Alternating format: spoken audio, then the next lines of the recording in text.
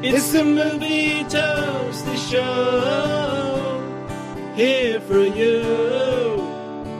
Dennis and Adam joke about orgasms and sweet movie reviews. We talk about TV too, right? I think so. Yeah? Yeah. Yeah! Movie Toast.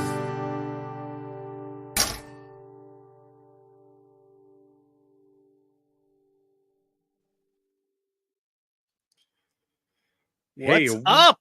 how's it going, man? It's going great. We're at 198 episodes, and I'm excited. We got some news, we got some movies, we got stuff to talk about tonight, Dennis. Right, I'm right. jazzed. How you doing?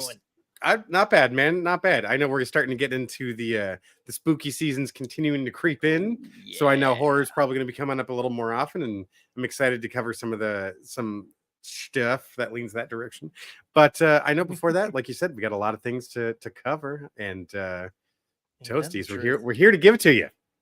We're here for it. Hopefully you want it. If It's not, too bad. I don't know why you're watching. It's already happening. Yeah, That's right. It's in your face and in your ears, whether you like depending it or not. on what you're. Yeah. You chose. Thank you for choosing us. You can choose any podcast to listen to, and you stumble upon ours. We're you very made the right grateful for that. choice.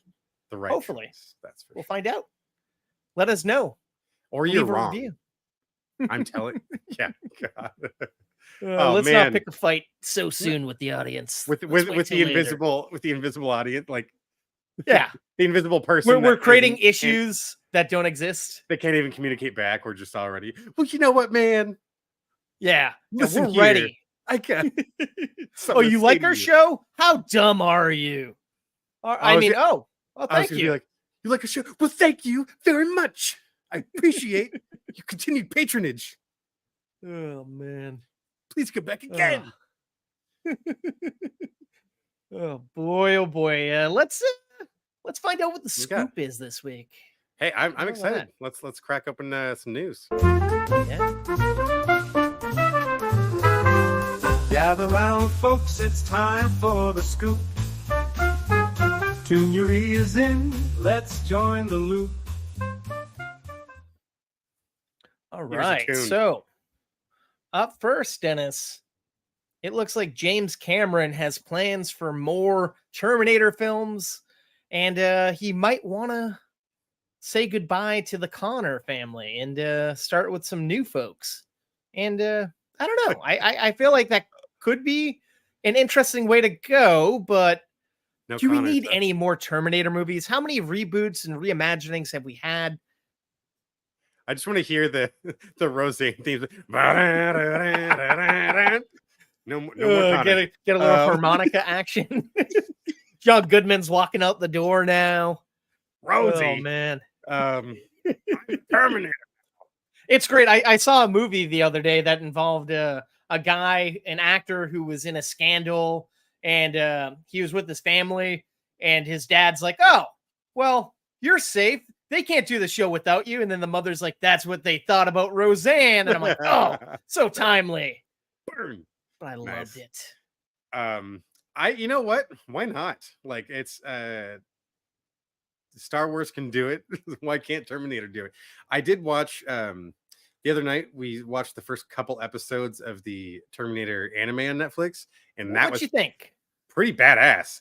That, like, Nice. Val and I both were just like, yeah, all right, I'm checked into this. I don't the way it fits into the world was very apparent. It wasn't jarring, and the concept, I think, is very much like what you just proposed of, like, if we're not following the Connors, then what else are we looking at? It's like, well, what if the machines, what if Skynet is trying this everywhere around the world at once?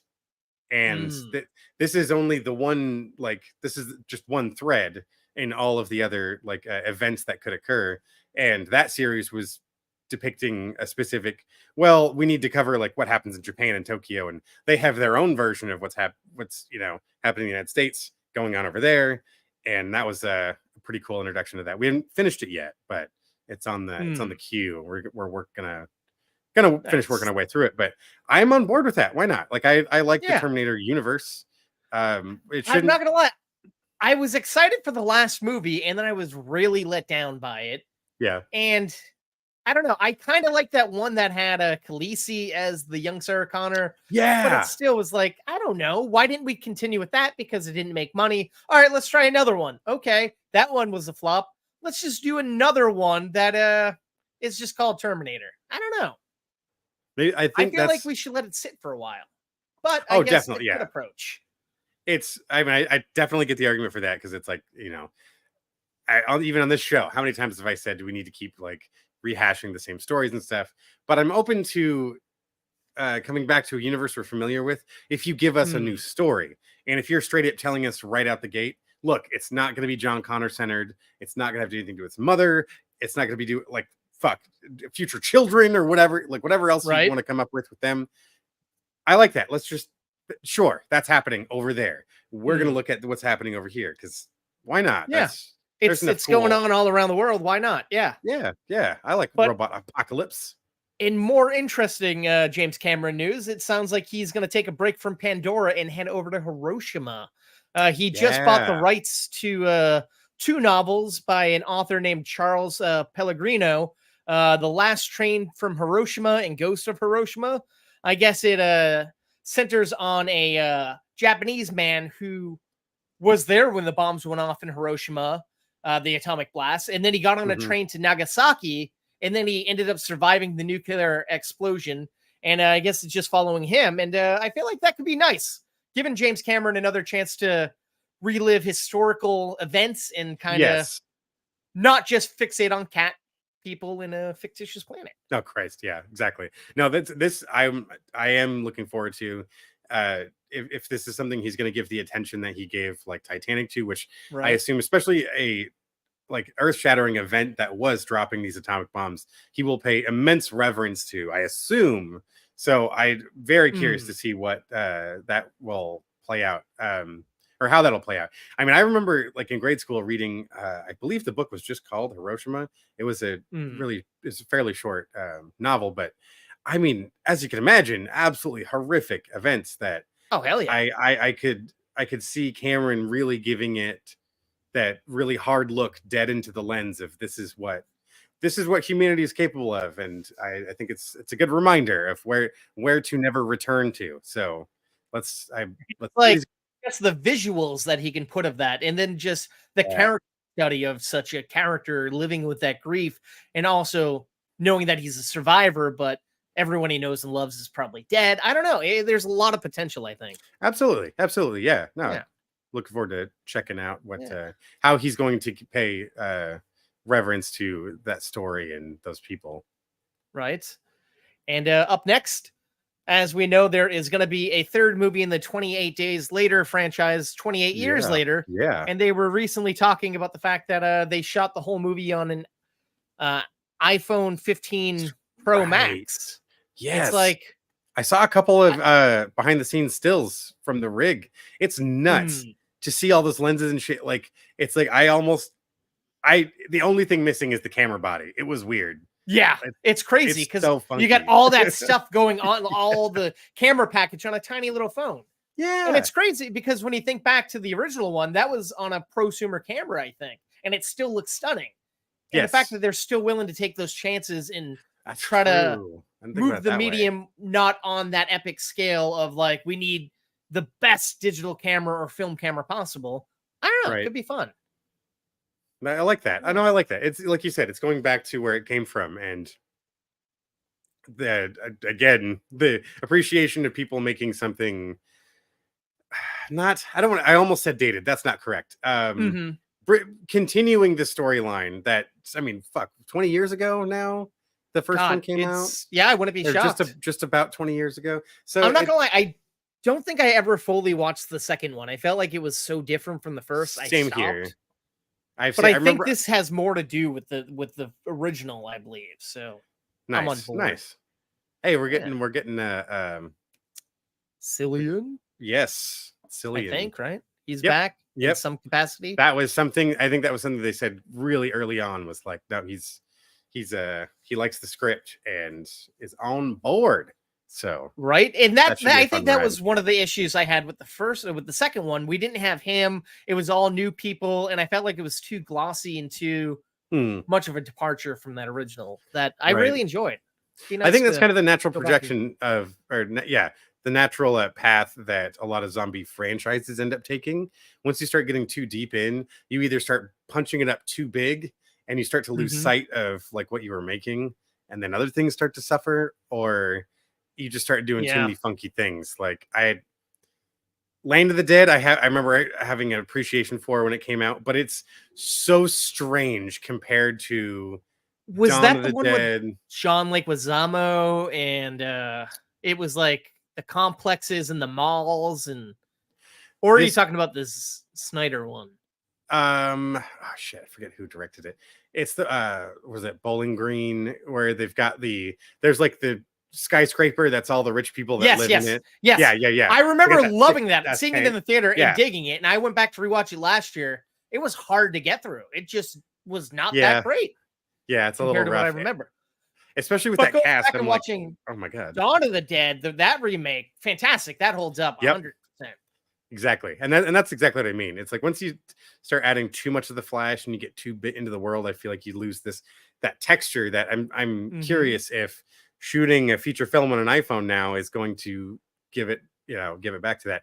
Or is this just a way to make it more presentable to a younger audience who's used to watching things that Mm, are from a phone to begin with? true. So now it's kind I of a double-edged guess. sword. It's not as unique as it sounded when we were like in film school and shit, Although if it's like in landscape mode and like you're watching it, it looks like a cell phone, that would be very Oh hard to god. watch. But I feel See, like some folks might like that. seeing the likes, the hearts floating up along the side as the movie's going on. Oh You boy. gotta fucking follow. Yeah, Right. but like you finish the second act. If you don't share the link, you can't see the third act of the Ooh, movie. what a gimmick. Someone's gonna be pulling that Fuck. one off. Wait. Oh, yeah, I shouldn't have said that out loud. Someone's gonna make it happen. God damn it. Oh boy. Oh. All right. Well, speaking of keeping movies interesting, I saw this article about theater chains wanting to bring more of an audience in and just kind of open it up to things that aren't necessarily Mm, film related. Little odd choices. Let's see. So NATO has announced that a lot of theater chains are spending, I think it's like $2 billion improving things like screens, sound, seating, air conditioning, but they're adding extras like arcades, bars, restaurants, and in some areas, pickleball courts. yes. I heard about this too. What in the fuck? And I see when my initial concern was like, okay, this has got to be like somewhere else, right? And no, some places they're like, no, no, no, you can play pickleball. Well, the movie's being projected. I'm just like, what? What are we even doing then? Like, what's the Why? Yeah. point? You're totally detracting from why we are here in the first place. If you Hmm. want to do that, I think that should be a separate place. We can Yeah. show some fun movies of blah blah blah, whatever thing going on, for people that already are going to want to spend half their time looking at their phone anyways while they're at the Hmm. movie theater. Let them go do that over there. What if you Yeah. just want to watch a movie in a dark room where everyone has to shut the fuck up What a and we got to concept. watch the movie? Holy shit. It's almost like we spent $75 to, watch Right? a movie. Fuck, man. And it's like, sure, Frustrating. people, I guess, like pickleball. It's a fad. How long do you think that's going to last? By the time you implement that, nobody's going to be playing that shit, I bet. And if they want to, they can go wherever the fuck they currently go. Come on. Right. Do something better. Improve the theater. Make it cool. Make it interesting. Improve the actual viewing experience. Make it more pleasurable for an audience who wants to watch movies. Yes. Yes. I think if they started like actually respecting people who did just want to enjoy the experience of being in a movie theater again, just for the purity of seeing the film on a big screen, I think there's a Hmm. good amount of people that still want to have that option. The problem is when Right? you've got a family of 17 walk in and they've all ordered fucking cheeseburgers and you've got this train of plastic containers rolling past you and you got to open all these clamshell bullshit the and then you've got Hmm. to have the augmented reality games in your trailers and you got to have. I'm just like, can Yeah. And I love I it. almost Last year, when they opened up the Alamo Draft House in Boston, me and Nick Mhm. went there to see the new Miyazaki movie, Oh. and he was just trying to reorder like another drink or something. And what you're supposed to do there is like write down what you want on a little card, and they'll come take it. And the waiter came and he's like, "Hey, can I order a drink?" And he's like, "You gotta write it on the card." He's like, "There are no cards." They didn't even supply the cards or the pencils, and they're yelling at us saying, "You gotta shut up." Well, the movie's on. It's like, all right, well, don't have servers or make sure your shit is Mm. actually available. And they ruined Right. it for him. He holds the grudge against them forever Oh. now.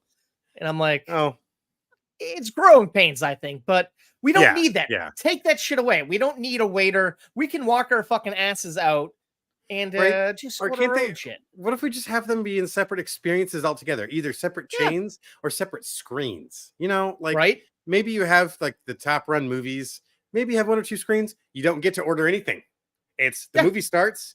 You shut the fucking door and Mhm. like watch the damn movie.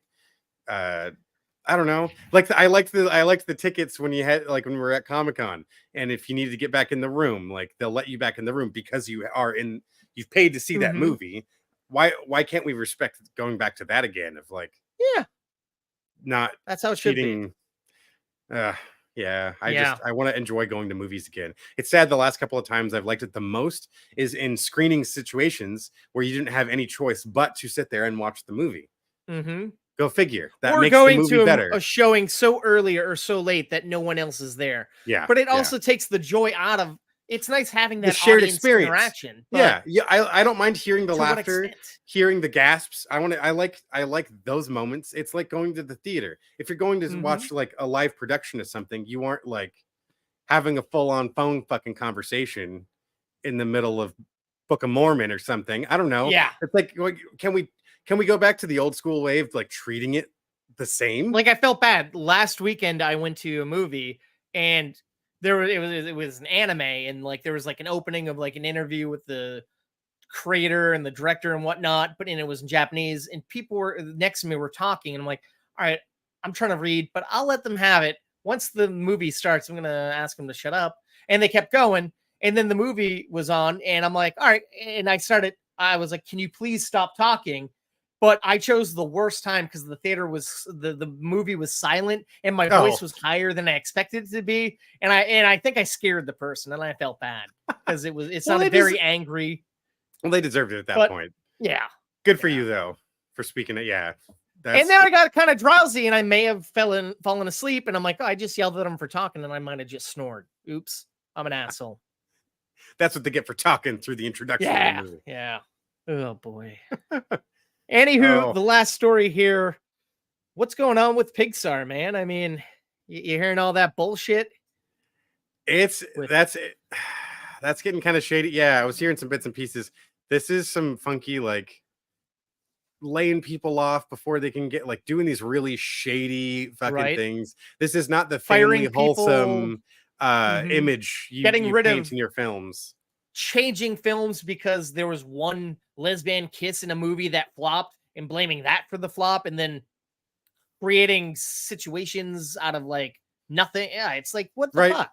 Exactly. And like it had nothing to do with trying to release a film during a worldwide pandemic and no one was going to the theaters, or listening to a bunch of people associated with specific political parties that are overly overshare their opinions on how they think people need to be. So you're gonna let that change your fucking move? Fuck you. No, I don't want it. It's like, I miss the Pixar. I agree. Don't go overboard and like make everything like, oh, they gotta hit all these quadrants and you gotta have this character, that character, blah, blah, blah. You don't gotta be overly woke, but just make things that are natural and don't go and change shit up. It's like, come on. Even in that the use of even that word right there in the context of something like this, that even starts to just make my skin crawl, because it's like, it's not woke if you're simply trying to reflect the real fucking world happening around you. And if I'm sorry if you're elevating your story and moving it forward, okay, that's the part that's a part of your story. Yeah, exactly. I'm like, I don't know. A lot of that stuff people need to chill the fuck out on. If you really don't like it, watch something else. Why do you need to make your campaign about let's burn it down now? And like, get over it. That's like Please. a buddy of mine hit me up a couple of days ago, and he's like, "Hey, you want to go see this documentary? Am I racist?" And I'm like, "Let me check out the trailer." And after 5 seconds, I'm like, "Oh, yeah, no, this is not my type of movie. Have fun. I hope you enjoy it, but there's an agenda that they're going for in this, Yeah. and I'm not going to watch that. Sorry. Yep. Yeah. Yeah, Fair enough. it's See, not worth my money look, and time." there you go. You investigated whether or not you may be interested in the film, decided you weren't interested, so you didn't go. Yeah. Look at that, America. Isn't that amazing? He saw It's the movie. almost He like- liked it. The movie came in number 5 at the box office that weekend. Cool. All right. Sure. There But you go. I didn't have to add to it. Right. Yeah. That's fine. Yeah. Nothing wrong with that. Exactly. There's no churches got burned down in the making of Mhm. this episode of Movie Toast. Like, it's like, why does it have to be always that extreme? Mhm. But on the other side of this Pixar coin is their very underhanded business practices regarding their employees. That's fucked True. up. You have Yeah. some very, very hardworking people that are putting in incredible volumes of time to make these They things said there were happen. some weeks that they worked 7 days a week doing things they weren't even like capable of doing, and they had to learn on the fly, being Yeah. overworked and underpaid and appreciated.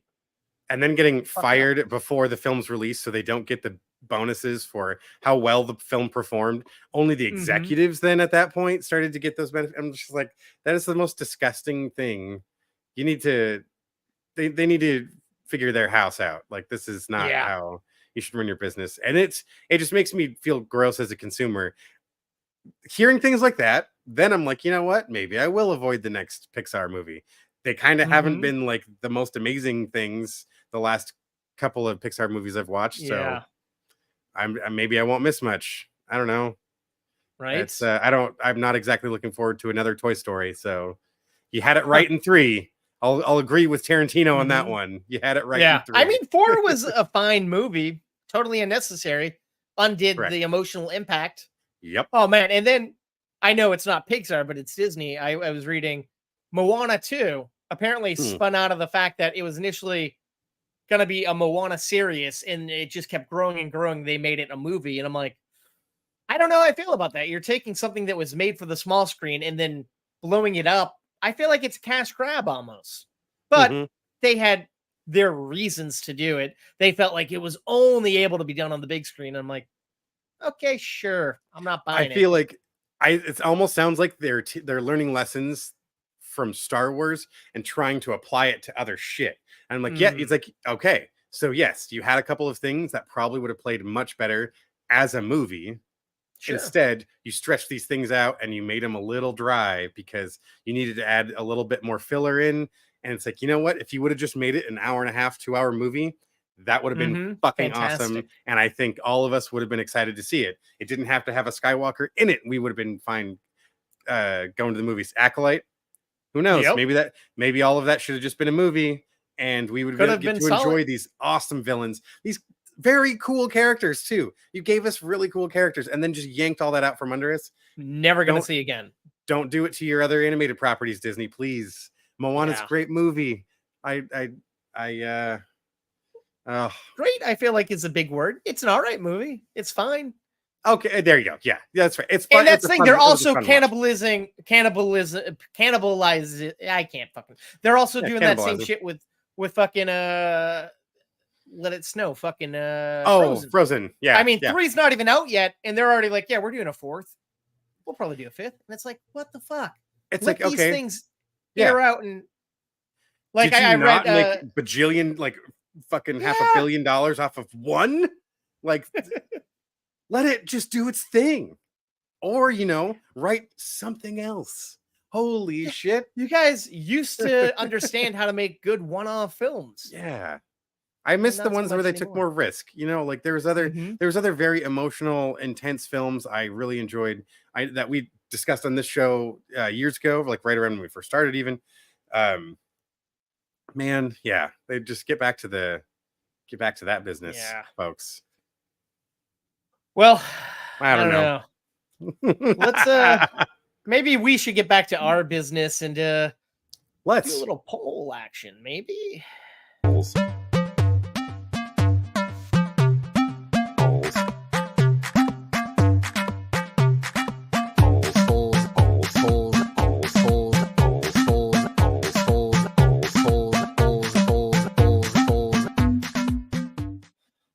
Yeah. right, to start us off on episode 197, Dennis, you reviewed the latest Netflix action film, Rebel Ridge, and co-starring in that film was Anna Sophia Robb.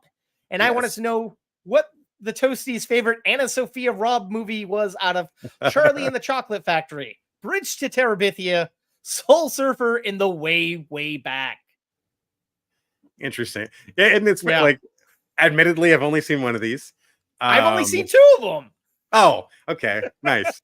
But I this know was one of our higher respondent to polls, and I was very surprised. these titles. I know they each had a big punch when all of these movies came out, so totally makes sense. I know at least like my younger sisters were definitely more the target audience for like when Soul Surfer came out and shit like that. In fact, I think we owned the DVD at my mom's house at some. I'm pretty sure for that one, just never watched it.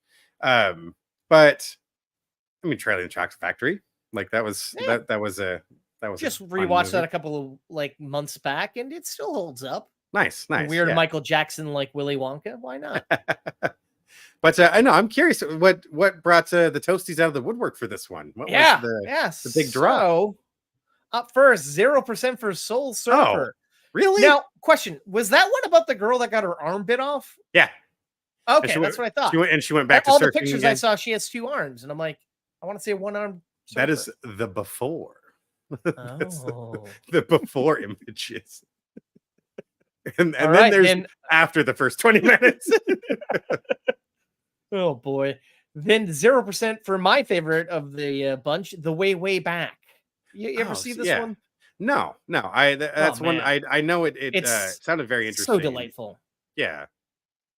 Shot it at a local water park over here called Water Whiz. Good times. Oh, that's an awesome name. I mean, it's a fantastic cast. Performances all around great, and I don't know. Apparently, not good enough to get any votes. That's surprising. Up next, 29% for JD's Charlie and the Chocolate Factory. Okay. Right? The folks love that Bridge to Terabithia. Man, I remember watching it like a TV movie version of this in grade school, and it was just like the saddest fucking thing. So when I saw them remake it, I'm like, oh god damn it, I already know. Oh, I can't do that again. I'm not gonna do that. It's already sad. What's it about? Are they orphan kids who find a bridge and meet creatures? No, it's if I remember correctly, it's something to do with these two kind of sort of loner kids. They each have like their own. One has a not great home life. The other is just kind of a loner, I believe. And they start to kind of develop this friendship where they go to this made up land in this, like out in the woods, where to get there, you cross this log that's over this river to get into where Terabithia is. The bridge to Terabithia is this log. Well, I thought it was an actual bridge, man. Well, I believe in this one, you get to see all the fantastical elements that they're describing, and like the things that they're imagining is actually on screen. Whereas the one I saw was not the case. It was very low budget, and they're just like, but it's got a really, really, really gnarly, sad part of one of the kids goes missing, and there's this gnarly something bad happens at home. There's this rainstorm, and he's going to find her, or she's going to find him.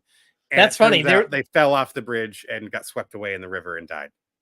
Oh, that's not funny. I was going to say there was a similar plot in this like Asian movie I saw a couple months ago, but yeah, it wasn't that dark. I mean, it was dark, but not that dark. Anywho, moving on. I reviewed the latest Beetlejuice film, Beetlejuice, on episode 197. So I wanted to know what the Toasties' favorite film of Tim Burton was out of Pee-wee's Big Adventure, Ed Wood, Sleepy Hollow, and Big Fish. All very different films. Yeah, no, that's a good spread. Not his best, not his worst, all around. But definitely his. Oh yeah. Hey, you got any dog in this fight? I remember when Big Fish came out. I enjoyed how weird it was. I never got into. I wasn't super into horror when Sleepy Hollow came out, and I just never revisited it. So I can't really speak for that one, unfortunately. Which it sounds like I would enjoy it, but it's funny. I remember it came out when there was the time where you could rent the movies on like cable and it would play for a 24-hour time Oh period. yeah, yeah. And I'm like, oh, this is a great movie. And I watched it as many times as I could. And I'm like, I really enjoyed the movie, but last time I went to go rewatch it, I don't think I made it through, and I want to give it another shot because I don't know. Okay, nice. Well, hey, getting to the Halloweenies. It's a good That's time right. of year to maybe give it a revisit and give it a And then slicing. back when we were doing Count Cocaine, I'm like, I want to watch Ed Wood for the first time. Really fell in love with that one. Yeah, Really good nice, stuff. nice. Yeah. And I mean, Pee-wee's Big Adventure, it's a classic. I had the That it chance to is. go see it on the big screen twice in the past year, and I had a miss each time, and I kind of regret it. Oh shit. But yeah, That's a so classic though. It'll come back around. Yeah. for sure. Oh yeah, 100%. So let's see what the Toasties had to say. What do they got? 0% for Pee-wee's Big Adventure. Well, framed with it, I guess with this director, I feel like, oh man, yeah, that's surprising. I at least one or two, like single digit Yeah. percentage, I was expecting. No fans of Large Marge or the Alamo. Bunch of bullshit. I'm kind of 0% for Big Fish. Oh, I thought this was All a right. widely loved film. I Obi-Wan thought it was kind of Kenobi, boring. Come on. But yeah, Obi-Wan in a traveling circus, Danny DeVito. Come on, why not? Yeah. Fuck. Oh, all right. 14% for good old Eddie Wood, man. People love that shit. There we man. go. Plan 9. Yeah, that's true. Yeah, and it's I don't that know. the weirdness of making, the allure of the making the horrible movie, the story of making it. I get all right, and the visual style is entrancing. That black and white and Yeah, there was quite a poppy look to it. Yeah, and of course that leaves 86% for Sleepy Hollow. I don't know, Dennis. That's the one I hear about. Maybe the most. Now's the time for you to check it out. Yeah, maybe See we if got the Toasties buzz is tag free. team that one. That could be fun. Hell yeah. I'd be up for it.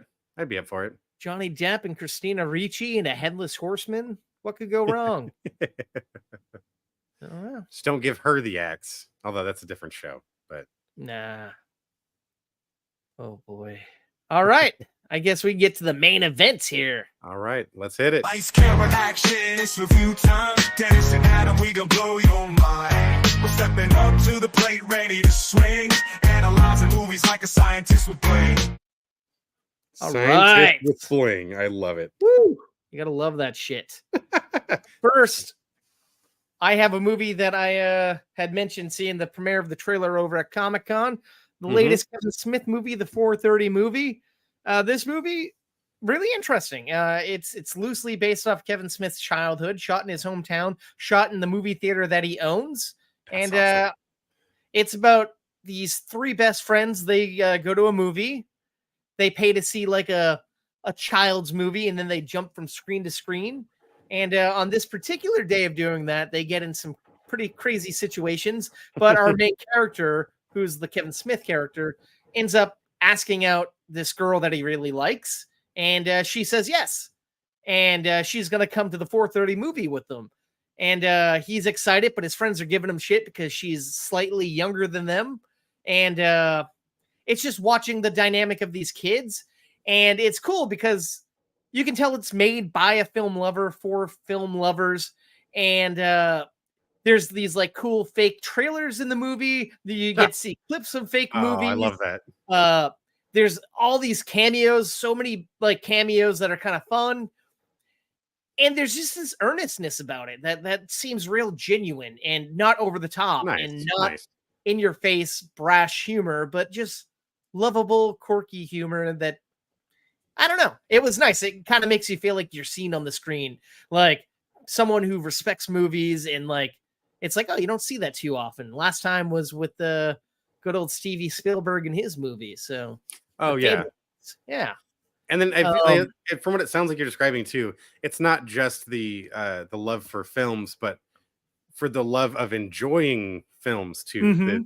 The film buffs and just the ones that people like us that just love being listening to your story, taking in the world that you've created, and that's awesome. I love hearing that. And this takes one place sounds in the very 80s. intriguing to me. So and this is an 80s set movie, and one of our guys is a big fan of wrestling, and his favorite wrestler is I forget what his name is. Fuck. There's some cheesy name, and we end up seeing him a couple of times, and he's played by Sam Richardson. He's like this like commando guy who's like always rhyming, and like he just has that vibe of like Junkyard Dog and like those like wrestlers from the 80s. Yeah. And that's fun. Oh man. Nice. But yeah, this movie kind of, it's not connected to the View Askewverse, but it kind of also plays as maybe a prequel to Clerks in a way. Like there is a little bit of a mid-credit scene that kind of sets you up for that almost, and it's kind of interesting. Yeah. But I had a blast watching it, and this movie was, I think, like an hour and 24 minutes. I could have watched more of it. It was fun, but it didn't overstay its welcome, which was the nicest part about it, I think. And done too often. Yeah. And the characters were well fleshed out. These boys, they all have their very distinguished personalities, and all the cameos were just kind of people having fun coming in, doing fun stuff. I don't know. I really enjoyed it. The 4:30 movie, I'm going to give 2 slices of toast. 2? Yeah. Okay. Nice. Like, I don't know. Some of it was a little cheesy, but I don't know. You expect that with a movie like this, I guess. Sure. Yeah. Yeah. But, nice, yeah. man. So that was in limited release. I don't know if it's still in theaters. I think it might have been a very small run. It might be in theaters, but probably be on VOD soon enough. I think, yeah, I was going to say, I think the last time I walked past the Lamel, I want to say I saw that it was there. Didn't have time, unfortunately, to stop and see it then, but son of a bitch. Makes sense that was I love that the type of place. Yeah. This Town Center 5 in Encino. Oof, yeah. I love it. Good times over there. Oh man, speaking of good times, the movie you're about to review, I remember seeing, me and Sarah saw a while ago, and I can't believe it's been like 8 years almost since it came out, man. Is this your first watch? 8 years. Oh, no, this is oh shit. 99. You said Blair original. Witch in the text, not the Blair Witch. Now Yeah. I feel like a jackass. Oh, no worries. No. This is man. the Blair Witch. This is okay. I went all the way back. It's like one of those things. It's been bitch. referenced so many times, and 99. I not only was I not interested in seeing horror, but I wouldn't have been allowed to anyways, even if I wanted to go see this thing. So I thought, you know what? Halloween's just smacking us in the face. We're already getting bombarded with all this stuff. I wanted to start dipping my toe into the spooks, and this was one that I really wanted to check out. So the Blair Witch, which is available for streaming on Peacock at the moment. That's where I viewed it. Project, right? The 1999 Blair Witch Project. Yes. Blair Witch Project, that it is the found footage documentary. Well, the creating of a documentary that was about the Blair Witch, which was a myth that existed in the case of the film. I will not speak for the actual myth itself, just the film. But I believe this is all in Maine, if I remember correctly. Michigan, somewhere with an M, but not Maine. It's No. funny because I just started listening to an audiobook called The Best Movie Year Ever, which was 1999, and I just listened to the part about this movie today in the making of it. Oh, so damn funny. It. Okay. So well, regardless of where it is, yeah, it's you've got our 3 characters. There's our director, who she's got a buddy of hers that's it's Heather, Joshua, and Michael. Heather's got her buddy Michael, who's their cam op. He's got connections. He's rented a camera. They've hired this other guy to record sound, Josh, and they're all going to go out into the woods for a couple days, try to investigate these locations where these supposed sightings of not only this witch, but these other murderous activity. There's like a whole pile of dead bodies that people found that then disappeared within a few hours when they tried to come back to retrieve them. There's all these crazy events, and they just wanted to cover the story, do a documentary. Well, as you can imagine, as they're going along their journey, they're getting some backstory from the local townspeople. They get lost in the woods, and creepy things start to happen, and horror ensues. Now, at what is it, an hour 40? Oh, hour 18 minutes. This is what was surprising to me for something that was like, it's just such a big deal, and I get the importance of its impact, especially on telling stories through the lens of found footage, which I know we saw that come back again really strong in the late 2000s. That this particular story itself, the visual style is interesting. Easier for me to watch on a TV. I can't imagine watching this fucking thing on a movie theater screen. Oh boy. I think now, especially now, I would probably get so nauseous. The camera movements are not friendly. They're very jarring, but it continues that authenticity. I remember Mike Hurst telling us stories in our directing PW class and film school about how like they were like super sleep deprived. That's what fueled their performances and added to that intensity. And it definitely, that part of it definitely shows. What's interesting now, though, is since I've gotten to horror after the fact, it feels so slow. I like, especially when you But know at where the it's going to time, go. Oh, for because sure. before, the way the marketing of this film was, people didn't know if it was real or fake. Yes. They got this, like, even people watching it at the premiere at fucking Park City, the Utah Sundance. Yeah, Sundance. They were all like shocked. Like some people were like, oh, once the cast came out for a Q&A, I thought people were coming back from the they're dead. alive. Yeah, right. Really? Come on, guys. But see, exactly. Of course, that's what's the funny. lens of 20-something years ago. Yep. You haven't seen shit like this. This is now like the standard for just watching videos on the internet. You know, like it's so easy to just believe what people are presenting you when it's like, well, no, this is all an engineered event. Like, of course, but the way they did it, though, I definitely respect it. It is a very gritty presentation. It's very raw. It's barely horror, though, to be entirely frank. You never really like. There's one scene of a little. It's not even like the only blood you see is a bloody cloth with, I think, some teeth in it, and that's it. There's no like actual jump scares. A lot of gimmicks that you would expect, especially that came like 10 years after this film release, 15 years after this movie came out, things that are so standard for horror films. It doesn't do any of that, and I give him a lot of respect for that. This is a groundbreaking piece of filmmaking. I can fully admit that. Did I have my socks blown off? No, but that's also because I've seen it 25 years too late. So, but it doesn't mean it's not worth watching. I still think it's worth checking out if you've never seen it before. It's just like, don't expect it to just totally blow your mind and it's going to show you some form of filmmaking you've never seen before. Because by this point, if you know, like us, you've seen a lot of these things. You've seen it a lot of times. But goddamn, did they not do this very well? In fact, I started going back and was like, okay, so how far back does found footage storytelling go? And the one that kept coming up that I'm like, okay, I remember. I was trying to remember if I got through all of it because it was rough. But Cannibal Holocaust is often attributed as the first found footage film, period, horror not.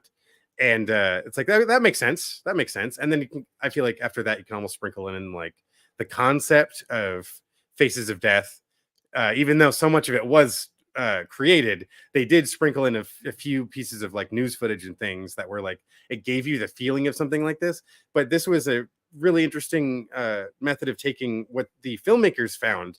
The scariest movies they watched were documentaries on mythology, on things that were scary in the real world. From like In Search Of, and like there was one Sasquatch movie they really based it off of. And it's funny, the impetus of their reason for wanting to do this movie came from when they were in film school and they went to a test screening of Freddy's Dead, The Final Nightmare, and they were like, how is horror this bad right now? What happened to the good old days? And then they made like a pitch all about the legend of the Blair Witch, and someone really liked it, and they're like, we'll give you more money to make a little bit more, and they end up just kind of making a film out of it. And by God, fuck yeah. I mean, the making of it, the way they just sent these people out in the woods for 7 days, gave them a few rough things to do here and there, and we're giving them story beats along the way. It sounds brutal as fuck. And like, the sad thing is, everyone can see these people's faces and recognize them. The characters were named after them. Yep. And they got fucked. They didn't really get paid anything for it. The studio made a lot of money, made the sequel. Now Blumhouse is remaking it, and they're seeing nothing from it. They really got fucked. It's terrible. No, that is really too bad, especially when it's like they all took this risk and they all took on they took on this task that was big. That was a lot to put on someone. What's funny though is like it's the conversation they're having in the movie is really it is also about them making what you're seeing and what they ended up producing in the long run anyways. It's like it's incredible you guys did this to yourselves. It's definitely worth a watch. It's not scare your pants off to me anymore, but it's kind of like it's cinema history, and I'm glad that I was able to appreciate it. And there's it was cool. It was cool. Nice. Maybe I'll check out some of the other ones, but I feel like it's good to finally scratch that one off the list, though. Like, it's funny. I'm with you. I don't remember the original. Didn't see it when it came out. I think I probably watched it on like VHS or DVD later on. Kind of bored. Didn't have the respect I should. Then I saw the second one, which everyone kind of hated because it kind of added to, it was just a movie about the witch and not really a found footage movie. Oh, yeah. And then they did Blair Witch later, which was a continuation of it. And it was just years later. I don't know. I felt mixed on it. I don't know. Yeah. How many slices do you think for this?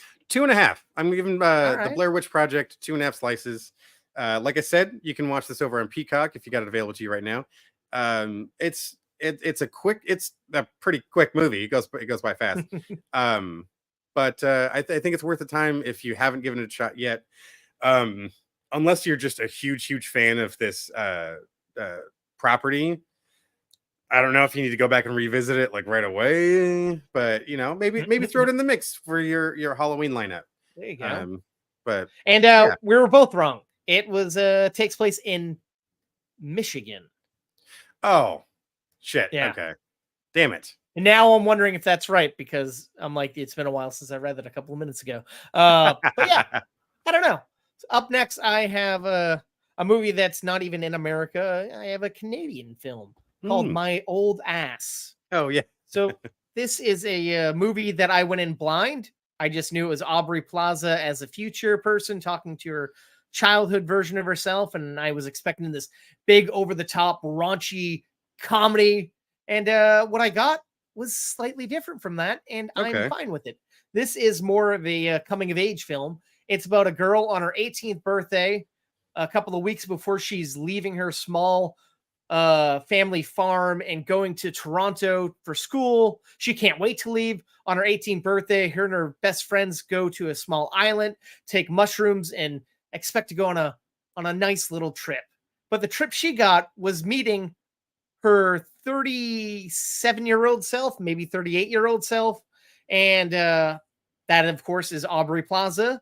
And Aubrey doesn't want to really give her any information about what her future's like.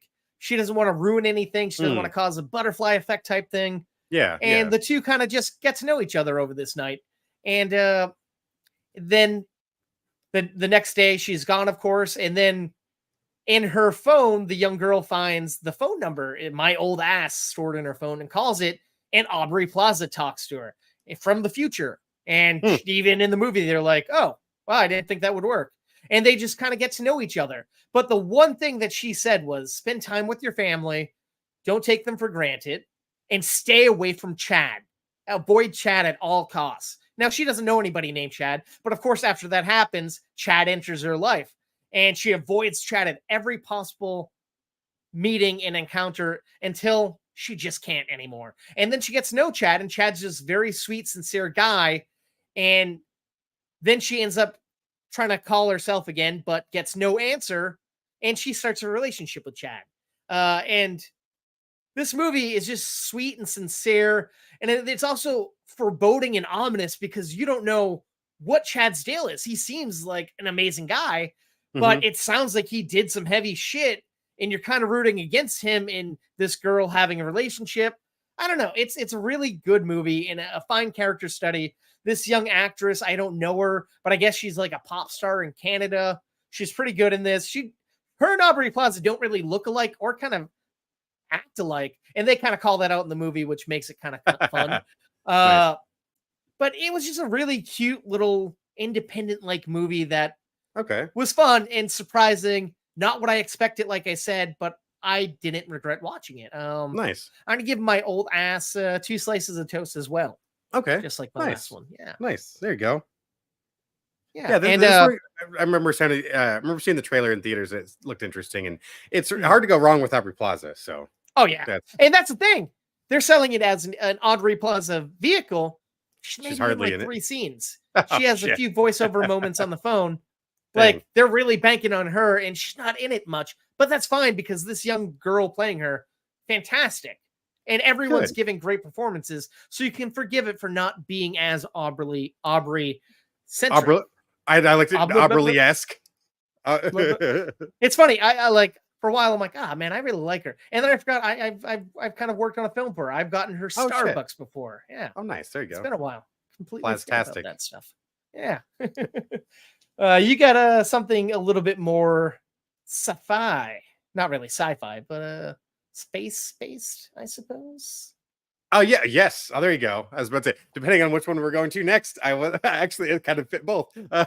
Yes. This is a documentary I was really excited to watch. I'm going to be talking about Apollo 13 Survival. Oh. So this is of the infamous Apollo 13 shuttle mission, as made famous by not only the original event itself, but the Ron Howard film of the same title, Apollo 13. And Sure. it is telling the story of Jim. Anyways, fuck. It's the Some astronauts, man. I was trying. It's like I had it. Sorry, I had it set aside, and then it's like fuck it. It's not. I'm not gonna waste too much time. Yeah, don't beat yourself up over. We got to. So it is the astronauts you're familiar with if you've seen the Ron Howard film. It's the events as you recall them, and that's what's interesting. Actually, it's like almost beat for beat. All of the from the shuttle launch to splashdown. It's all of the moments that you remember from the film, but it is so incredible to actually see everything as it was filmed back then when it was going on. That's a mind trip. The like from a lot of the dialogue I was recalling from the Ron Howard film down to the wardrobe of the individuals of who all the cast members were playing. They did such a good job of casting the people that looked like the people who worked in mission control. Maybe not so much the astronauts themselves, but the way they carry themselves. And they showed some of the interviews that they had with press, and that is exactly the marks they were hitting. Kevin Bacon and Tom Hanks and my God, or aliens. So Bill Paxton. So they're doing they did such a good job. It made me appreciate that movie even more. But to get back to Survival here, the footage is absolutely gorgeous. I think it says something there's like 7,000 hours of film that was recorded over the course of these events. Not to mention a lot of the audio transmissions were all recorded. Everything between Apollo 13 and Houston, that was so that like you can have all these factual things. Like there's so many things that you can't like get wrong, because so much of it was documented. And it's so much more intense to hear it coming from their voices, because you're hearing a lot of the narration is not only from our 3 astronauts, but you'll get Jim Lovell's wife and his oldest daughter also narrate a few scenes. And then it's just getting to see the reality of like the true intensity. It's not actors trying to honestly show how you should feel looking at this. It's seeing the real faces and how they persevered through such incredible odds. I mean, the chances of them making it home were so slim at so many points of their journey. And unfortunately, they didn't make it to the moon. But the fact that they even made it back home alive is such an incredible feat. And easily one of the best documentaries I feel like I've seen, because it pays so much respect to these moments. And like you get to see some really awesome film, like news footage from around the world of all the coverage that was going on. A lot of those little bits from the movie that are kind of reinforced, like Jim Lovell's wife. So in the Lovell household, they actually NASA gave them a speaker that let them listen to all of the audio transmissions between the shuttle and mission control, just so they could keep up on everything that's going on. Whenever even whenever the news stopped transmitting or covering the story, she at least could keep checking in to hear what was how things are going, and for better or for worse, and getting all those updates immediately as they're happening, from the mixing the oxygen tank and its resulting explosion, to them realizing that they now have to completely scrap their mission and it's pure survival. It was an awesome thing to behold. It's honestly a great movie. How long was this? About an hour 40, I want to say, but it goes by like a flash. I mean, I couldn't look away. Damn. It was gripping from go.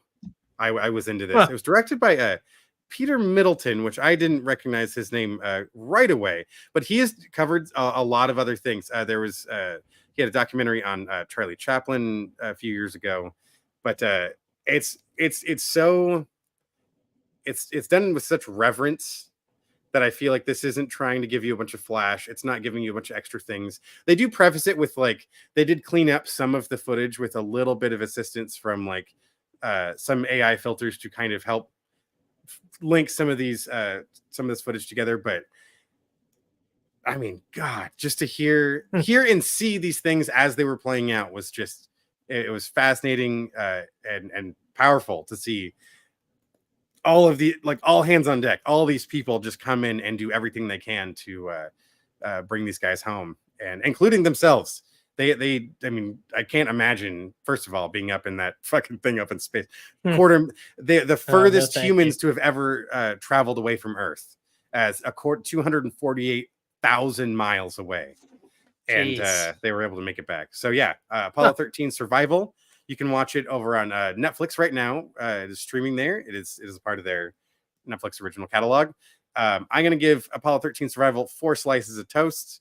I thoroughly love this thing. If you have any at all remote interest, if you liked the Ron Howard film, definitely watch this. Or if you just like space, this is definitely worth a watch. It looks gorgeous. It sounds great.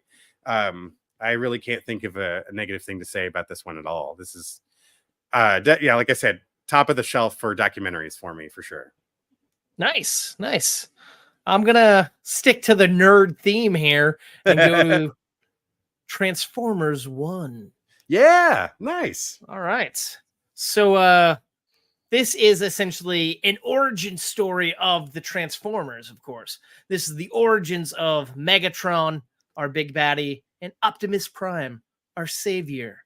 But before they were Megatron or Optimus Prime, there were just these kind of middle management, kind of coal mining robots who couldn't even transform, Dennis. And one day they end up getting this transmission, a map to this thing that could change their life and everyone's life on their home planet. So they end up going on this epic quest with Bumblebee and another unsurprising Transformer. Unsurprising. I don't know. Another 4 Transformers going. Recognizable. Yeah. Okay. Yeah. Okay. I don't know her name, but anywho, so they end up finding out some pretty crazy stuff. Their whole world kind of caves in on them, and everything they thought they knew, they didn't know. And by God, it's about making things right and finding the strength inside of them. Oh, yeah. To get revenge.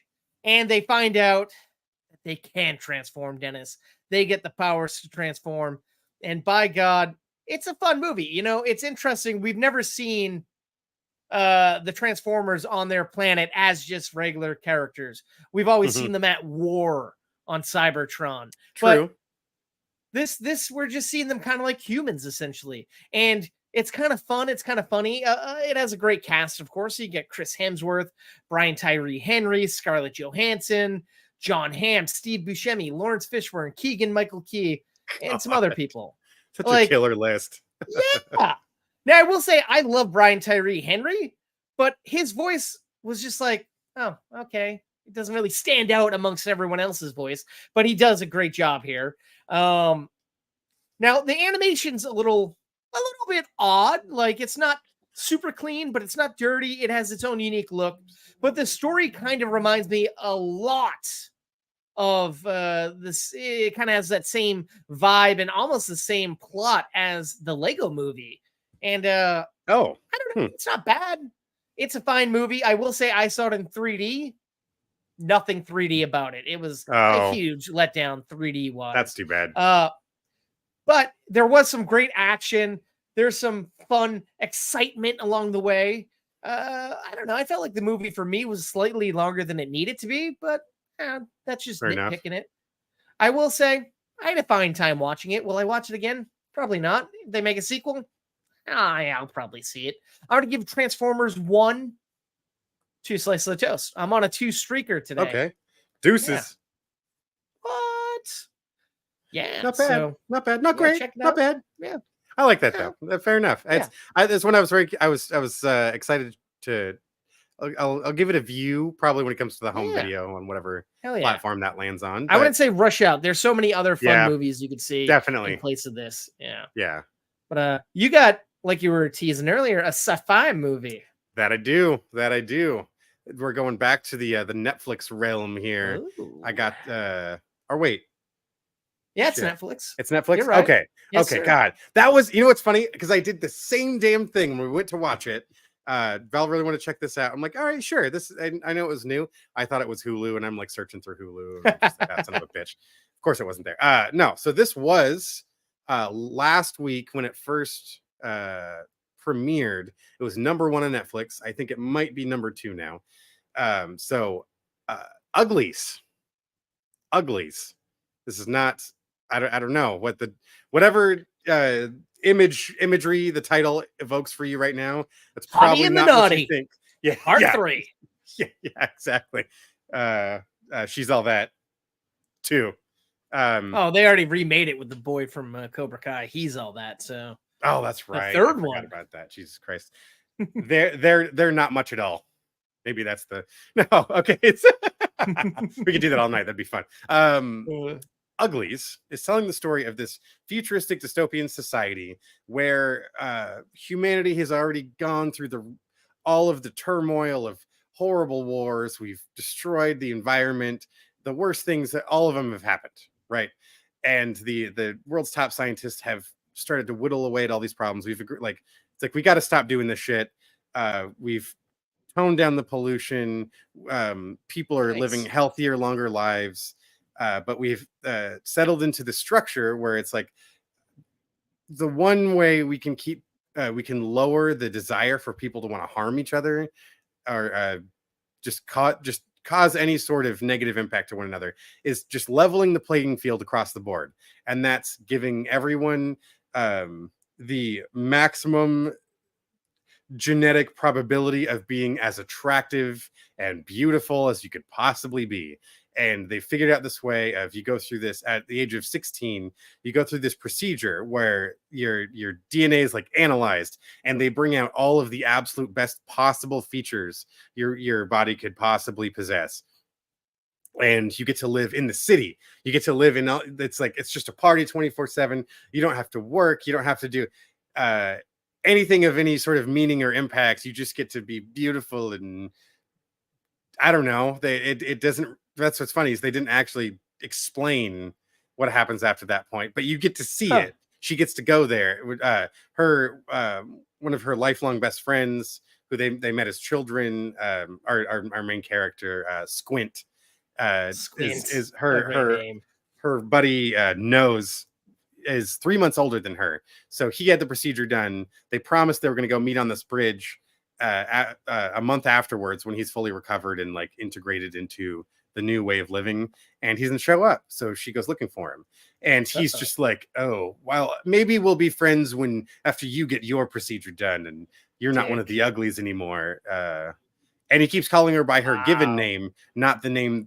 nicknames that they share with each other. So she knows like, oh, something's wrong. Like there was this incident where they each got like a scar in their hand, and during his procedure, he had the scar removed, even though he promised he would keep the scar for her. As you What a can lying tell, sack of shit. but yeah, he's This is a an award-winning film that you pretty can't boy. wait to watch again and again over time. Oh, you knew that's exactly what I was going to say. As you could probably guess, this is based on a young adult novel that I can see from the bones of what they're giving you. Yes, I could see how this would probably be an interesting book to read. But holy shit, did I just, dude, I wanted to turn this off 10 minutes in. I was Ooh, so that's fucking rough. over it. The dialogue is just painful. It's very cheesy, and that's the other thing. There's plot holes left and right. Nothing really, like, the technology makes sense. The solutions for society don't really make sense when you can just, everyone has to do A, but the audience, if you think about it for more than 2 minutes, you're like, well, what if you just do B, C, or D? Which what some of the characters, sometimes those are the options. Oh my god, we've had this revelation and figure out later on, and all of these people are like, oh my god, have we never not thought of this before? But the whole fucking movie plays out like this, and I wanted to try to give it like some benefit for the doubt, but a lot of the special effects, the CG, like the cityscape, is very distracting because it's almost animated. Like it doesn't have this texture of realism that I feel like it should have to really sell this concept. They beat you over the head with these flying hoverboard, skateboard fucking things. Where you have like 3 scenes where they're just unnecessarily like doing this like acrobatic skyboarding. I forget what they even call it. It's just Jesus. it's so lame, and they keep jamming the shit down your throat, and like, of course, they try to get it to pay off, which it doesn't really. You only use it in like the first half of the movie, and then it kind of never happens again. There's this resistance, of course, that's on the outside. She makes a new friend, and she goes with the resistance, and then the lead scientist, Dr. Cable, who's played by Laverne Cox, she's like, okay, look, if I know you want to have your surgery still, which she did at that point, but in order we're going to postpone your surgery until you go in and tell us where they are, the smoke. Which you think it's a thing, and then you think it's a place, and then it turns out it's like a group of people. Spoiler alert! God damn it, man! Spoilies. Ruin the movie for me. I'm sorry. It's funny. Everything that you're kind of shitting on is what I kind of feared this movie was. I didn't even watch a trailer. I just kind of looked at the stills from like when they were promoting it. I'm like, oh yeah. I guarantee everything you suspect is 110%. And it sucks because I like Joey King. She's a good actress. Yeah, no, she is. And then here's another problem. Val and I both kind of turned to each other like, okay, she's supposed to be one of the uglies. Even when she's uglied up, it's like she's not ugly. She still has a very pretty face, and it's like you can't, especially a lot of the background people. It's like you're not selling it, and then you're trying to tell me she's like 15 years old. Okay, she's like classic.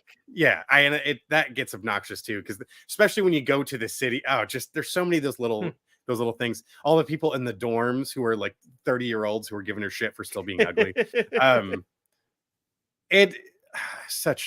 I just could not. McGee was the director. Oh man, I like him. Nice guy. I worked for him. Great, lovely man, but not always the best movies. No, this one is not one of them for sure. I could not recommend this to anyone. Maybe if you're a fan of the book, I suppose, but even then, I'm sure you're going to find things that will offend you. What made her intrigued by it? It's just I think it was just seeing a bit of the trailer. That it was a Joey King, like, I assume she didn't care for it young either. adult story. Oh no.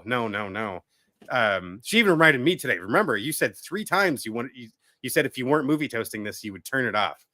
And I was like, yep, yeah, you're right. And that's gonna go into my rating because my God, I just couldn't I couldn't endorse this to anyone. Wow. There's now things I actually liked. The wardrobe was really cool. They had like there was the smoke, like the people, the rebellion people. They had these really cool cobbled together sort of utilitarian costumes for all the individual characters, and they're all unique from each other. The people the uglies living in the city before they get their surgeries. That's what you see if you're watching the stream. That's what you see Joey King wearing on the poster, is this weird jumpsuity thing that's got like everyone's are a little different, but they all have this incredible amount of detail and very textured fabrics and things. A lot of the sets are pretty interesting. Some of them are interesting, the built ones. Then you go to a lot of locations where I'm like, that is the fucking LA River, like, or that is Sun. I was picking things out. I'm like, you didn't even try to cover some of these things out. You're trying to. Hey, they shot JJ's Star Trek at CSUN, and that didn't look like CSUN. But they trimmed out. But they trimmed out the building, and it like they added enough to it. They brought it to life. The like okay. So that last scene in Buckaroo Banzai when they're doing the dance, the weird walk down the fucking drain, that is where like the entrance is to the city or whatever. So they added a couple of like flying cars flying over that bridge, and that's almost it. Like but there's a lot of things like that. Sign me up, man. I'm there. There's when you get to the more the exterior sets, like the rebels live in these sort of Hobbit inspired sort of things that look cool. So it's like those things were cool. Some of the flying vehicles, like the flying tank things, those are badass looking. But that's it. That's all the positive marks I can possibly squeeze out. Like, and I'm saying ringing this thing out. That's the best I could say about it. Otherwise, there's just, for me, there's no merit to watching this thing. It's we not good. Half. I'm gonna be generous and give it half a slice. Wow. You better really like this genre or just have a super crush Joey King or any of I guess some of the other cast. I wasn't familiar with really anyone else. But although I guess the current Jake from State Farm is in it, but I don't even remember where. Kevin Miles. Yeah, it's like I can't even recall where his character was in it because I don't think he was in enough of it. But, damn. There's just not enough to really make this. Laverne Cox did a good job. She played a great villain. That's what I thought was kind of cool. This like from a position of power, sort of scientist, whatever that angle that she had going. Dug it. That was cool. Joey King is like this savior thing. I wasn't buying it. You go from not knowing anything to learning a couple of pieces to knowing way too much. It just, the balance of things just never made sense. And it just was just frustrating as an audience member. It's like, how little attention do you expect me to pay to just gloss over all of these details? And I think that's, I don't know, maybe the movie was made with the intention of realizing you're probably 14 and going to spend half the time on your phone or something. Cause that's, I don't know. It's a no for me, dog. All right. Let's see if I can change things up a little bit here. I have the latest movie. I don't know why I'm saying the latest movie. I have a new movie called The Substance. All right. So this movie, went in knowing not too much about it. Yes. It's about this actress played by Demi Moore. Her name is Elizabeth Sparkle. She was a huge starlet when she was young. And then she ended up being the host of like a Jane Fonda style workout video. And she kind of got a little bit too old and she got fired and they want to hire someone younger. Now, the day she gets fired, she gets in a horrific car accident. And when she's leaving the hospital, she finds like a little flash drive in her pocket rolled up in a piece of paper that said, "It changed my life." She put the flash drive in her TV because that's how flash drives work, apparently. And there was a video on it showing how you can kind of become young again by using the substance, and had it had a phone number on it. And she decides, all right, I'll give it a shot. I'll see what this is all about. And she ends up giving it a shot.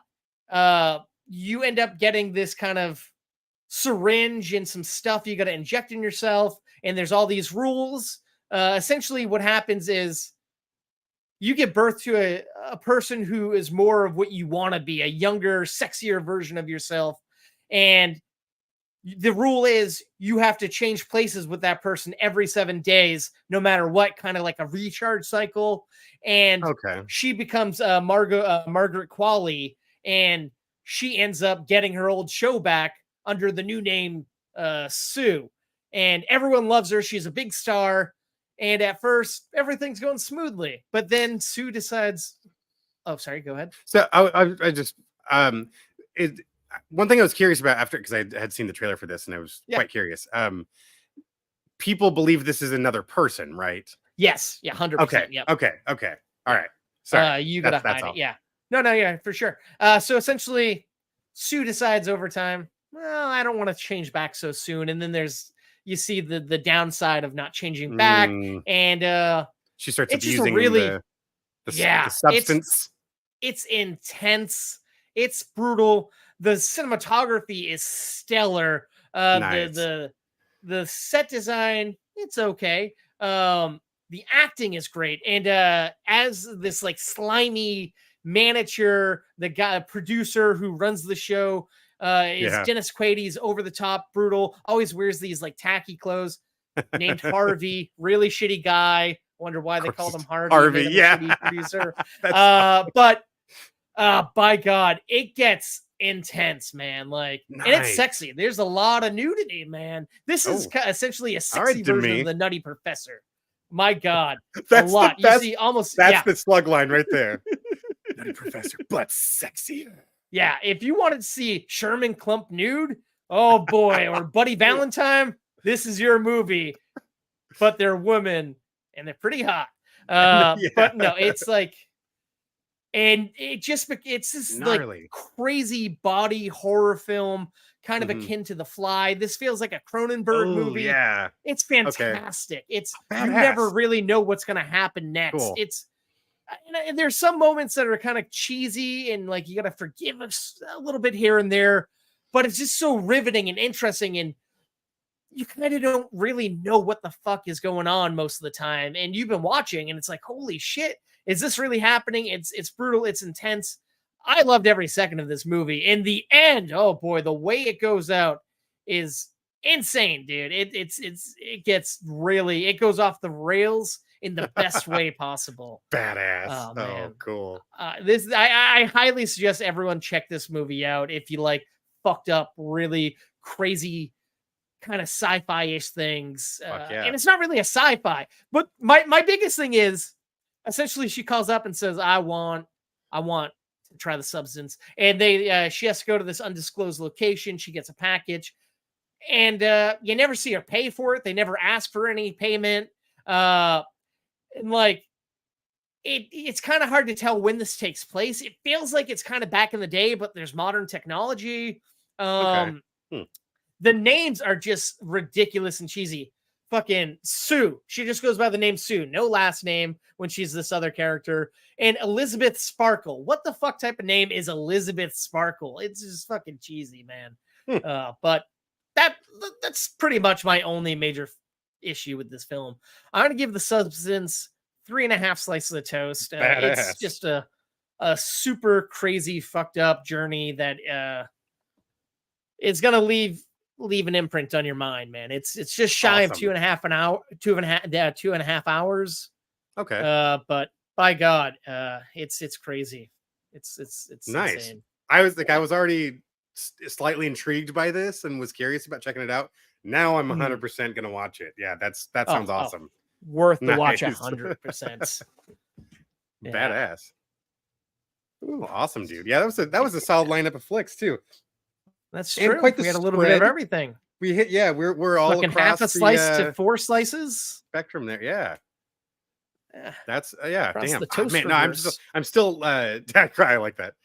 Still digesting your review of The Substance. That's cool. I'm very, very excited for that. Like, there's so much I don't want to go into. Like, I don't want to spoil anything.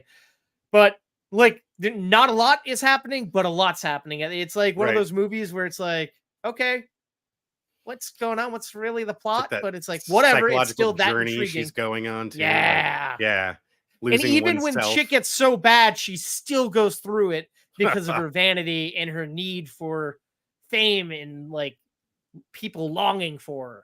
Yeah, yeah. And just the world where because she's like 50, Demi Moore's not hot enough. And it's like, she's not Margot Qualley hot, but she's still pretty damn good for her age. Hell but yeah. Oh yeah. That is kind of sadly the world we live in, where you hit a certain age and people think the assumption that's like, which is just it's insane. And just look at Demi Moore. That's why the ugly world exists. The ugly, go back to the uglies. Yeah.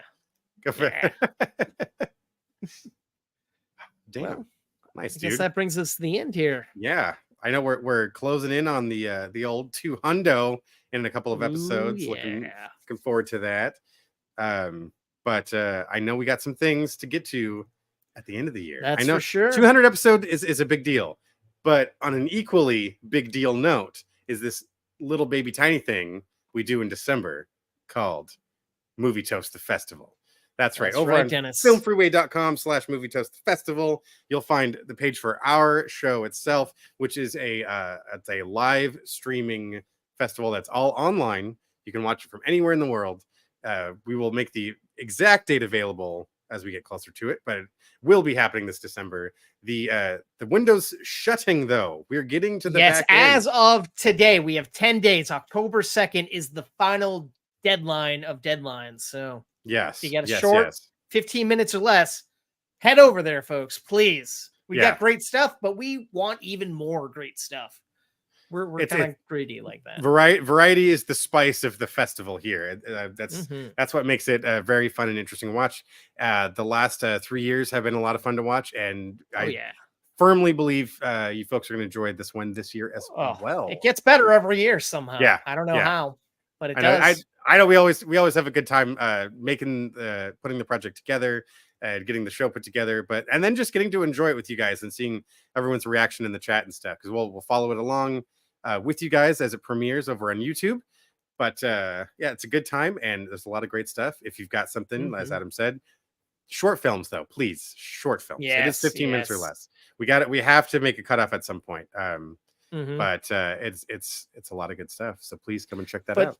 Say you don't have a film that you can submit, but you want to stay in the loop on this stuff, you can get all the dates and deets over on our socials. We got Facebook, X, Instagram, TikTok, YouTube, freaking Threads. We got it all at movie_toast. Come check us out. Yes. There's daily videos, daily posts, news, reviews, polls, everything encompassing over on our socials. Yeah, a lot of great stuff there. Adam gives a lot of extra toast, and you really got to come check that out. I try to sprinkle a little toast in there. Maybe trying to get back into doing the gaming stream again. I have some time coming up we'll do part 4. Oh boy. 3 or 4 of my Resident Evil 4 playthrough. I don't even know. It's too many to count. I can see the first big boss, the first boss of any size is coming up, and I'm already dreading this. I don't think I'm going to be able to get through it with any elegance or grace. It's going to be clunky, but I will. I can get there. Nice. Yeah. But all right, you don't want to follow us on the socials, or you already follow us. You already submitted a film. There's only one thing that we ask that you could do, and it's free. No. There's another thing we can ask. One more thing. Yep. And this thing's also free. Could you please leave a review of the show over on Apple Podcast? We really want to know what you like, what you dislike. We want to improve the show and make it as golden toasty as we can for you. Really appreciate that. Yeah. It is the pride and joy of it is still making something that's enjoyable for you guys to come back and check out. Especially it's always meant to be something like if there's a review for a movie you might have missed the episode or something, please go back and check out what's going on in previous episodes. Follow us along, obviously, as we're making the new stuff, but that should be that fun resource of seeing what people might think of that movie. Say maybe we haven't reviewed something that you're very interested in seeing. Chances are we may have seen it. Hit us up on those socials, let us know. We'll try to get a review out for you. Absolutely. But now's the point I meant to say a few seconds ago. We ask one simple favor of everyone watching and listening to our show. Please stay toasty. Adam and Dennis, they're the kings of the real. Reviewing new movies, they keep it real. Coast to coast, from LA to the east. On the podcast show, they feast on the beast. Adam's bringing knowledge like he's Professor X. Dennis with cuts deeper than Wolverine's claws. I guess Marvel, DC, they know them all by heart. Breaking down the plot, tearing every scene apart. They got the juice like Tarantino's Pulp Fiction. Breaking down movies with a sharp precision. Adam coming in hot like a John Wick hit. Dennis bringing the heat like the climax of a Tarzan flick.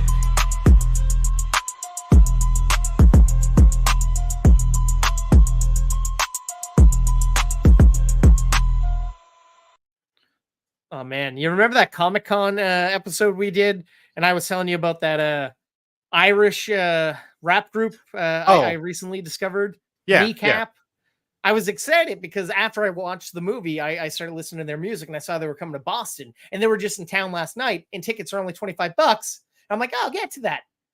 Sold out completely. All the reseller sites, hundreds of dollars. Normally, like the day of, the things go downhill in price. Yeah. No, couldn't. I was so excited. Bummer. I'm like, I'm going to get a good ticket. Missed it. I really wanted to see these guys. They look like they put on a good show. And this is coming after a couple of weeks ago. I had gotten tickets to see Childish Gambino, but there was technical difficulties and the show got canceled. Yeah. And this is after a couple of months ago, the Tenacious D show I had tickets for got canceled. I think I should just stop wanting to go to live musical events, I guess. I don't know what that has to do with the show. Start buying tickets to things you don't want to see. Maybe that show gets canceled and someone you want to see will show up instead in their place. And then that'd be nice. That's the plan right there. But I hear Weird Al is announcing a tour this week. So last time I had tickets for him, I got stuck in a production office trying to figure out a hotel situation for some people traveling to and from Canada. And that fucked me over. So now's the time, the vengeance to see Weird Al for the third time. Oh, man. Get weird. I guess.